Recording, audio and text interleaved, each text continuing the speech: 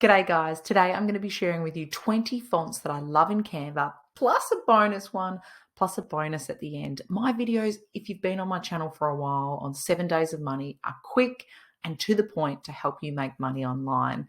I really find with print on demand, there are certain fonts that just work so well. So the first one I'm going to start off by sharing is Halimum. You're going to notice that I'm not that great at pronouncing them and also what font family they belong to, but it doesn't matter. I'm putting it on a t-shirt and it's selling. So this is the font that I absolutely love. It's Halimum. As you can see there, I've done it with Pediatric Nurse. Now, I actually shared a whole video on how I did the split leopard, so you can do it too. So there is something I will say about this though, and that is that I find cursive kind of fonts don't work that well with capital letters. So there with the Nurse, you can see the N and the U have kind of crashed into each other, where it looks much better in lowercase. So the next font is Tan Monchi, and as you can see with the I, it's got a little star there at the top instead of a dot. So if you want to, if you type into fonts, you could type in tan and lots of other options will come up.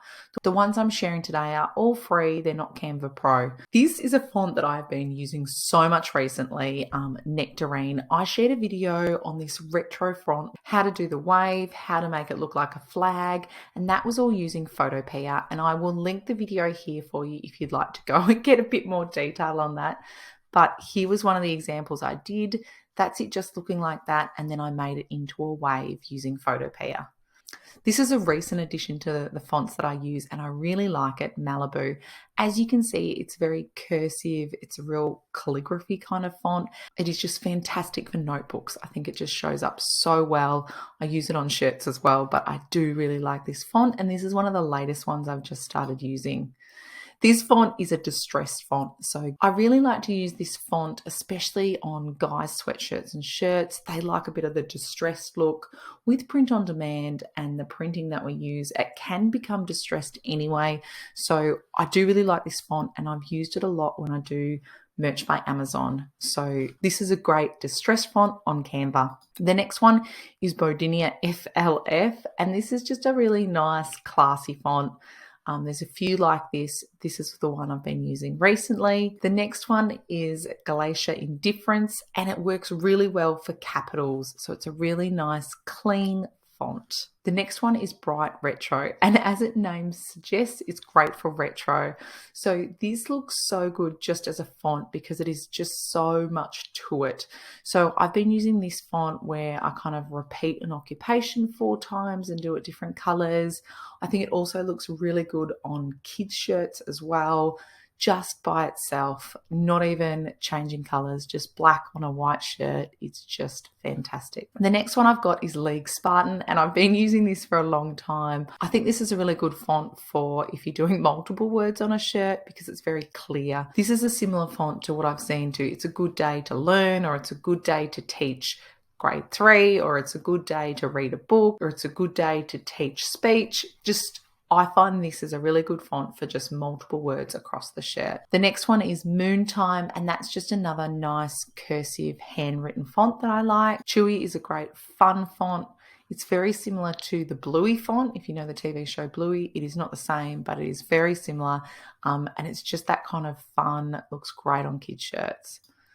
The next one is 6 caps. I shared in a video where I did a big word like this in capitals and then the cursive Halimum in between. So you'll often see it with like first grade, first in big, and then grade underneath. This looks really good because it's nice and long and thin. So 6 caps.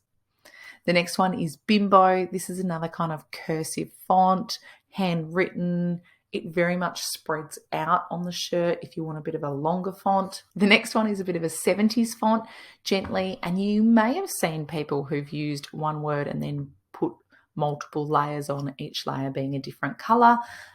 Gently is a great free font for a retro feel. The next one is Apricots. I use that sometimes if I need a cursive font and my other one, like Halimum, just doesn't look that good. Then I'll come and use Apricots. The next one is a Matic SC. So this is a bit like, it's not the same, a bit like Ray Dunn font. So I've used this on mugs. The next one is playlist script. When I first started out on my print on demand journey, I used this font quite a lot, but then I don't use it as much now, but I wanted to add it in here, especially with shirts. It can give it that kind of distressed look, but it's just really important if you're showing that you need to make sure it's really clear in the mock-up, that they can see that this is going to be quite distressed, so they don't get it and think, there's ink missing everywhere. The next one is Hat and Bold. Once again, it's a nice, clean, classy font. Monotone. I used this when I was doing some Kamala shirts. I haven't used it recently, but it can look so effective on a shirt just with a different color, or even just white font on a black shirt. The next one is Lifesavers. This is a fun font. As you can see, like the F's got a little curl there and the I goes backwards a little bit. It's just a little bit more to it than a crisp, clean font. I just kind of call it fun. And the bonus one is Luca. It is a nice handwritten font. So if you stuck around to the end, guys, please take a screenshot of this so you can see them all in one. Like I said, this is my go-to when I'm doing split leopard. This is my go-to if I'm doing men's distress shirts. This one is my go-to with that on the top. If I'm doing like a specific occupation that someone hasn't already done, the big letters with the cursive in the middle, then I'll use that. This Nectarine, I'm using a lot of at the moment. Retro is so popular. So you can keep it like that. You can put a bit of a curve in it, different colors for different letters, or you could do black, 3 are the same. There's lots of different ways to use that font. This is one I've been using quite a bit and it looks great. Once again, for occupations, do different colors, do the same word 4 times, 5 times, some people do, and just do different colors of it. And I find it is just such a beautiful print that you don't need a graphic with it. The actual font looks really good by itself. So guys, I hope this was helpful. Please give it a thumbs up if you enjoyed this video. Thanks heaps for watching. Bye.